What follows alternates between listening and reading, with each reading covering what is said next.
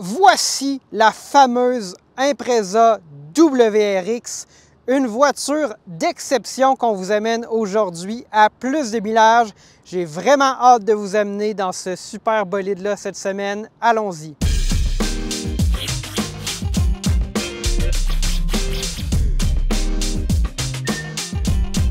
C'est vraiment un moment spécial aujourd'hui à plus de millages.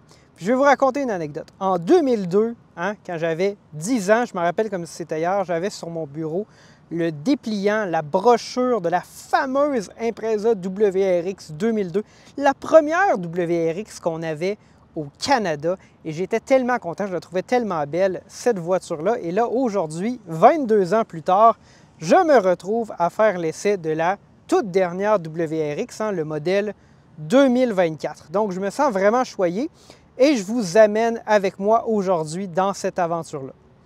Donc, qu'est-ce que c'est un WRX? Normalement, ou historiquement, ça s'appelait Impreza WRX, mais si vous dites un WRX, toutes les gens qui savent sauront. Donc, le WRX, en fait, c'est la version sport de la Impreza. C'est une voiture qui existe depuis près de 25 ans, même plus de 25 ans, quelque part dans les années 90. Et historiquement, c'était des voitures qui performaient super bien en rallye, dans le WRC. Ça fait bien longtemps de cette belle époque-là où on voyait des Subaru bleus avec des mags dorés dominer les circuits de rallye partout dans le monde. Évidemment, il y a eu au fil des années aussi un bon nombre de voitures qui étaient des WRX STI, qui étaient encore plus puissantes en STI pour Subaru, quelque chose. Peu importe. Et donc, aujourd'hui, il n'y a plus que la WRX. Donc, le STI et la WRX, c'est devenu seulement la WRX. Et donc, ce n'est plus que le seul modèle qui est disponible. La WRX, ça reste une voiture sport qui est relativement accessible. Je vais vous afficher le prix à l'écran, mais là, on est quand même moins cher que ce qui sont devenus, par exemple, les Honda Civic Type R, GR Corolla, toutes ces voitures-là qui sont aux environs de 50 000 $.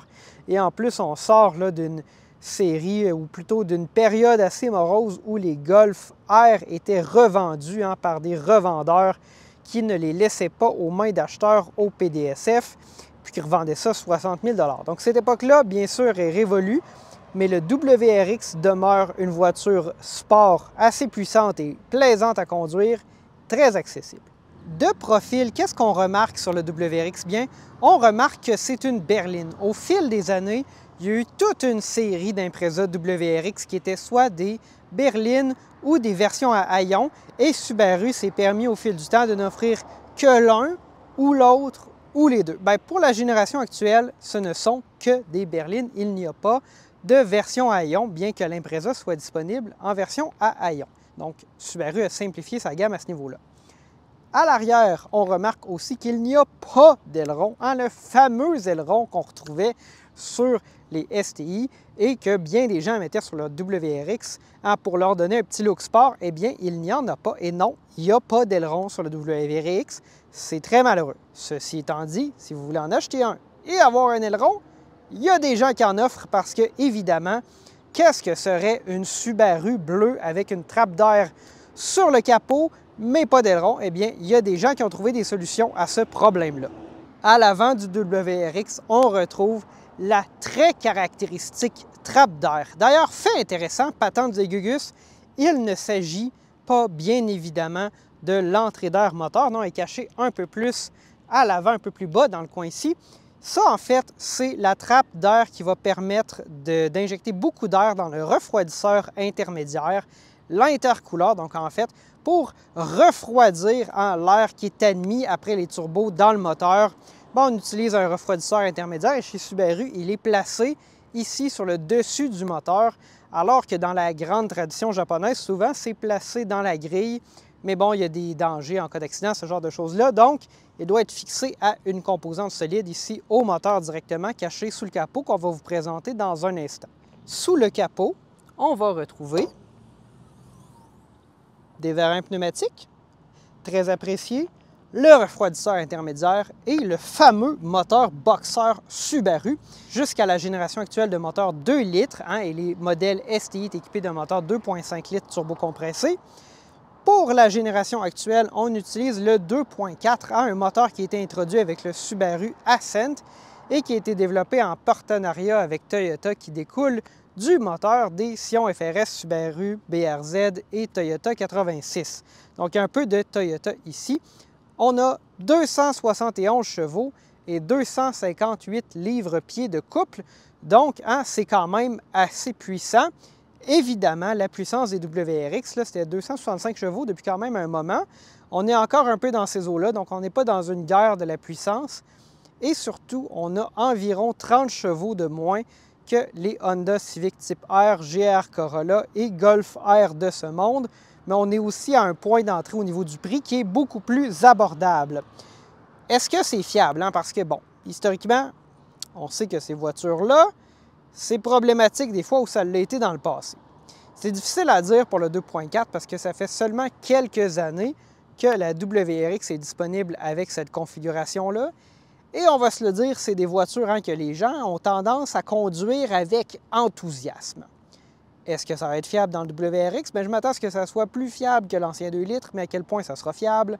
Difficile à dire et ça dépendra beaucoup de votre conduite. Mais ce qu'on a ici, c'est un moteur moins poussé, disons, que par le passé. Donc, on a un moteur plus gros qui révolutionne à moins haut régime, qui produit plus de couple et pour essentiellement la même puissance. Donc, on a un moteur qui est moins poussé à l'extrême et on pourrait s'attendre à ce que ce soit plus fiable.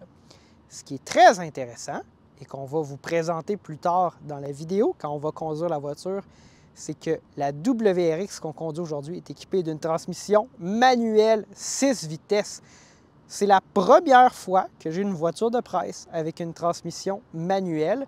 Et chapeau à Subaru Canada qui nous a prêté cette voiture-là, qui a osé prêter à des journalistes automobiles une voiture manuelle. J'adore, c'est vraiment très, très cool. Chapeau. Nous voici maintenant à l'avant du WRX.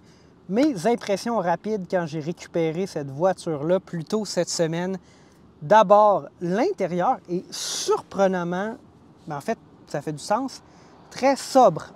On a des très, très beaux sièges Recaro avec de l'Alcantara. C'est super bien réussi. Ça donne vraiment un look sport en même temps. On a l'écran au centre avec beaucoup de commandes dans l'écran, quelques boutons physiques, mais pas trop. Puis, il n'y a pas trop d'équipement, il n'y a pas grand-chose qui vient nous déranger. En fait, ce qui est le clou du spectacle, c'est évidemment la transmission manuelle qu'on associe aussi avec un vrai frein à main. Pas dans la tradition de Subaru d'avoir un petit bouton comme on voit dans beaucoup de leurs modèles modernes, mais c'est vraiment une combinaison ultra réussie. Puis, on a des plastiques moussés, des surfaces d'Alcantara, de la fausse fibre de carbone, mais c'est pas vraiment grave parce qu'au prix qu'est cette voiture-là, on ne pourrait pas s'attendre à avoir de la vraie fibre de carbone. C'est vraiment super équilibré. C'est, pour moi, bien que ce ne soit pas un intérieur luxueux, je ne dirais pas que c'est le meilleur intérieur, mais c'est l'un des intérieurs les plus réussis dans son thème que j'ai vu cette année. Et c'est vraiment chapeau à Subaru d'avoir fait ça. Beaucoup de commandes au volant. On a un combiné d'instruments avec des vraies aiguilles analogiques, donc les puristes seront servis. Vous serez peut-être déçus de voir que le limiteur, le red line, la ligne rouge, est à 6000 tours. Donc ici, on trahit un peu les origines de notre moteur qui est en fait destiné pour Subaru à être un remplacement du V6 ou du moteur à plat 3.6 litres qui existait dans le passé. Et non pas être un moteur de remplacement pour le WRX, mais c'est celui qu'on avait dans la plage de puissance requise pour ce moteur-là. Le soutien des sièges, on a vraiment pas des renforts, mais du bolstering, je ne sais pas ce serait quoi le terme en français, mais on se sent vraiment bien câliné par le siège. Nous voici maintenant à l'arrière de la WRX. On est exactement dans le même thème qu'à l'avant.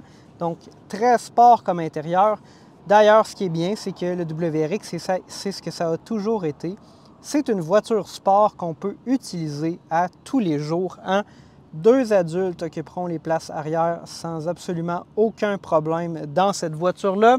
Nous avons des prises USB, un peu de rangement.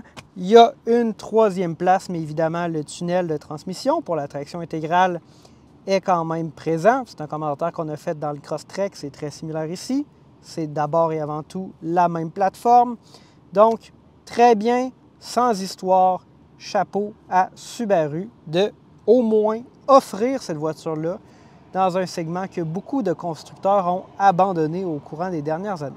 À l'arrière du WRX, nous retrouvons un coffre dont l'ouverture est permise à l'aide de la clé. On a vraiment un bon volume de coffre, en fait, pour une berline. J'apprécie vraiment énormément ça. Veut pas, ça se veut une voiture pratique. Hein? C'est basé sur la Impreza. Ce que je trouve quand même curieux, c'est... Puis là, je vais essayer de vous présenter des images de ça qui le représentent bien, mais sous le coffre, on a en fait plus comme un tapis. Hein? Ce n'est pas un panneau rigide. Et sous le tapis, nous avons quelques espaces de rangement. Mais si on retire l'immense composante en styromousse qu'il y a au fond du coffre de la voiture, ça révèle l'emplacement pour un pneu de secours qui n'est pas livré avec la voiture, du moins pas dans la version qu'on a aujourd'hui. Et c'est bizarre parce que ce morceau-là de styromousse il occupe énormément d'espace. On aurait pu mettre un fond de coffre rigide pour vous donner un fond plat, puis vous donner énormément d'espace de rangement, mais à la place, on vous donne seulement quelques petits compartiments pour mettre le cric et ces choses-là. C'est vraiment curieux de Subaru. Honnêtement, si j'avais cette voiture-là, peut-être que je m'aventurerais à découper quelque chose de rigide, retirer le styromousse et profiter de plus d'espace de rangement. Mais écoutez, si c'est ça ma seule critique de la WRX qu'on essaie aujourd'hui, vous pouvez l'ignorer. Nous voici maintenant au volant du WRX et vous excuserez, mon allure couverte de sueur, il fait très chaud cette semaine et on n'allume pas la ventilation pour ne pas faire de son qui fait du bruit par-dessus ma délicieuse et mielleuse voix. Donc, c'est ça qui se passe. Nous voici donc au volant de la voiture et ce que j'ai pas eu à faire depuis longtemps, je dois appuyer sur la 3e pédale de gauche avant de pouvoir démarrer le moteur avec le bouton poussoir, puisque c'est une voiture manuelle. On s'assure d'être en première vitesse. Et puis...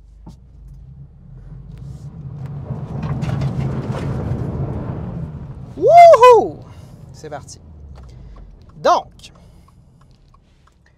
le WRX, c'est une voiture qui est destinée à être conduite pour le plaisir. C'est pour ça qu'elle existe. Mais ça va pas mal se limiter à ça, à ce qu'on peut faire, parce que je ne fais pas de conneries sur la route, spécialement pas à haute vitesse. C'est vraiment pas mon genre et c'est pas ça plus de millage. Ceci étant dit, je peux quand même vous donner mes impressions sur la voiture et vous amener avec moi pour la ride. Donc, la WRX, avec ses 271 chevaux, c'est une voiture quand même assez puissante. C'est le fun d'aller chercher et exploiter cette puissance-là. Ceci étant dit, dans ma perception, pour avoir essayé un Golf R exactement ici dans la même rue, ce n'est pas aussi puissant, ou du moins ça n'accélère pas aussi vite qu'un Golf R. Ceci étant dit, dans les virages, quand on se donne un peu et qu'on pousse légèrement, dans la mesure du raisonnable, la voiture, c'est en masse de puissance pour avoir du plaisir. Donc, c'est un peu curieux. Puis c'est sûr que là, on vit dans un monde de voitures électriques qui ont des accélérations absolument fulgurantes. Je n'ai pas vu c'est quoi le 0-100 de la voiture qu'on essaie aujourd'hui. Je vais vous afficher les valeurs à l'écran. Je m'attends à ce que ça soit aux environs de 5 secondes dans ces eaux-là. Probablement un peu moins d'ailleurs quand on a la transmission manuelle.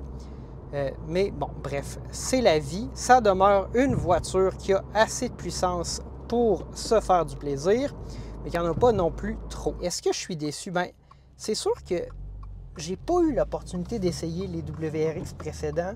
Ce que je sais ou ce que je perçois, c'est que c'est quand même un moteur moins poussé que le Golf R, par exemple.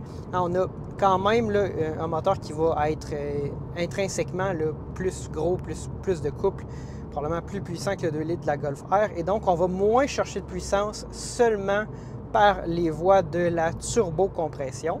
Et c'est donc un peu un moteur là, moins justement poussé. On est un peu moins puissant, un peu plus de cylindrée, donc le moteur en fait plus par lui-même. Le turbo vient donner un petit coup de main, il vient nous donner notre 258 livres-pieds de couple, mais ça reste... Je vous dirais pas que c'est pas assez, c'est en masse pour avoir du plaisir. Puis ça m'a pris quelques jours là, apprivoiser cette voiture-là. Surtout réapprivoiser la transmission manuelle pour être capable de vous dire des choses intelligentes sur la voiture.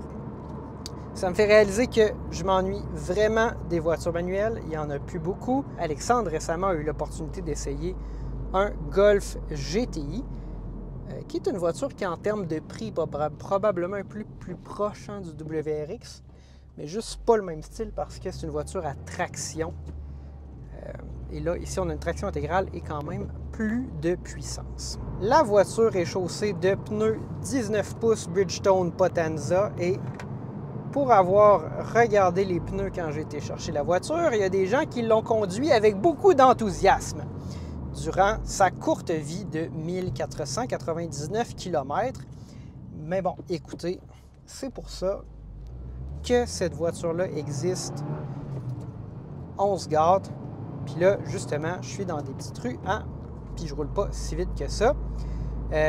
Faut quand même faire attention, ça peut être enivrant, mais comme c'est pas un moteur super poussé, oui, la puissance et le couple est là, faut monter quand même un peu en régime, puis je sais pas à quel point c'est bien, je pense que c'est presque mieux que si on a, au niveau là, du plaisir puis de l'agrément de conduite, que si on avait le couple instantanément. Mais c'est pas non plus un moteur trop poussif et donc ça vous incite pas à monter nécessairement super haut dans les régimes.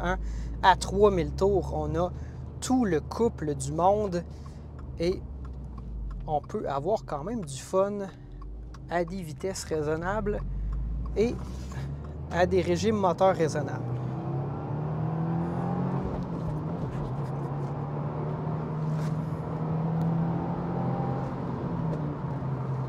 Et en restant à l'intérieur des limites de vitesse généralement acceptées. À 100 km/h, on est à environ 2300 tours. Donc, c'est quand même là, c'est pas non plus des ratios de vitesse qui sont exagérés. Fait que ça, c'est quand même bien. Je pense que ça va avec la nature là, un peu assagie de la WRX. Évidemment, puisque c'est une Subaru moderne, et Subaru mise sur le système EyeSight dans presque tous ses modèles, peut-être tous ses modèles, je ne sais plus trop, il faudrait que je valide, mais on a le système EyeSight, donc le régulateur de vitesse adaptatif qui fonctionne avec, malgré la transmission manuelle, donc ça c'est quand même super bien. C'est la première fois là, que je vais essayer le EyeSight dans une voiture équipée d'une transmission manuelle. On se met sur le régulateur de vitesse, à la vitesse du trafic aujourd'hui. Donc, je crois que, en fait, je peux bien évidemment ajuster ma vitesse. Vous voyez, c'est quand même drôle. Il y a un véhicule qui a sorti là, de l'autoroute, qui a pris une bretelle devant moi, puis même s'il n'était plus dans ma voie, la voiture a ralenti quand même. Compte tenu de la taille de la voiture, là, il y a largement assez de couple dans notre 2.4 pour faire fonctionner là, le système EyeSight à vitesse d'autoroute. Bien, pas le système EyeSight, mais plutôt le régulateur de vitesse adaptatif à vitesse d'autoroute en 6e vitesse. Donc ça, c'est sûr que c'est quand même bien. Nous voici arrivés, malheureusement, à la conclusion de notre essai du Subaru WRX. J'ai vraiment apprécié avoir cette voiture-là cette semaine. C'est venu chercher mon cœur d'enfant. C'est avec tristesse que je vais devoir la ramener à Subaru, cette voiture-là, malheureusement, aujourd'hui. Donc, la WRX, c'est une voiture qui s'est assagie au courant des dernières années, mais qui a quand même gardé son cœur d'enfant, qui est quand même demeurée une voiture pratique. Elle a changé de look, de configuration, berline, voiture à ion, avec, sans aileron, mais au final, ça reste un peu la même recette qui est juste un peu plus intelligente, hein, un peu plus sensible aujourd'hui. Est-ce que c'est une voiture qu'on recommande? Oui, absolument. Est-ce que c'est meilleur qu'un Golf R ou une GR Corolla? J'ai déjà essayé un Golf R, je n'ai pas essayé la GR Corolla, ni la Honda Civic Type R, mais les versions de base du WRX sont plus accessibles, donc si c'est ce que vous pouvez vous permettre, allez-y sans aucune réserve. Au niveau de la fiabilité, on croit que ce sera meilleur que par le passé chez les WRX, mais c'est à vous de voir. Faites attention à la voiture, conduisez prudemment. C'était Gabriel pour Plus de Millage. On se dit à la prochaine.